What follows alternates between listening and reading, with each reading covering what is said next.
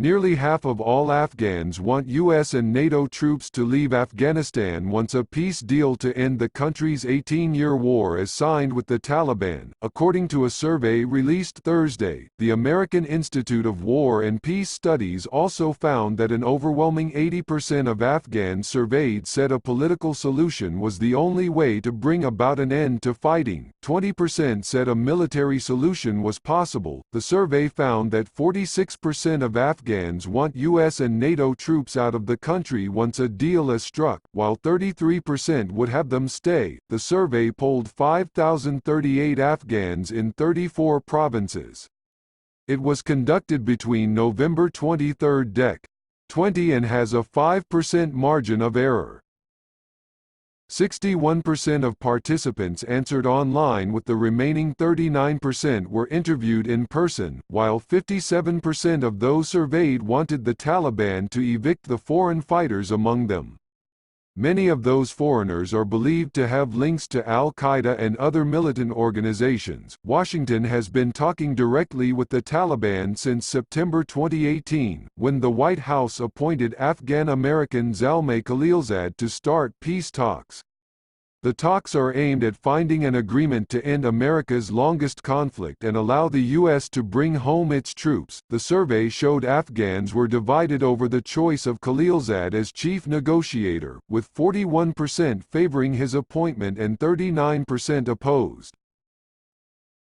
A whopping 20%, however, said they had no opinion. Of the 5,038 Afghans surveyed, 3,274 were men and just 1,764 were women. A strong 83% of those surveyed said women should be involved in the peace negotiations, while just 17% were opposed. A peace agreement, which is being negotiated between Khalilzad and Taliban negotiators, will leave it to Afghans on both sides of the conflict to negotiate the face of a post-war Afghanistan.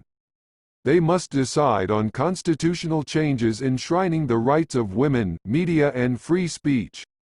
The negotiations will decide the future of Taliban fighters as well as the heavily armed militias belonging to warlords ruling in Kabul. The majority of Afghans surveyed said they feared their homeland would descend into civil war if America pulls out its troops without first getting a peace deal, as Afghans contemplate a future without a U.S. military troop presence in Iraq. The killing earlier this month of Iranian General Qasem Soleimani has bolstered Iran's efforts to see U.S. troops leave Iraq. The withdrawal of American forces from Iraq has been a long-standing goal of Iran's. Meanwhile, Taliban fighters took responsibility Thursday for the ambush and killing of an Afghan intelligence official in southern Helmand province.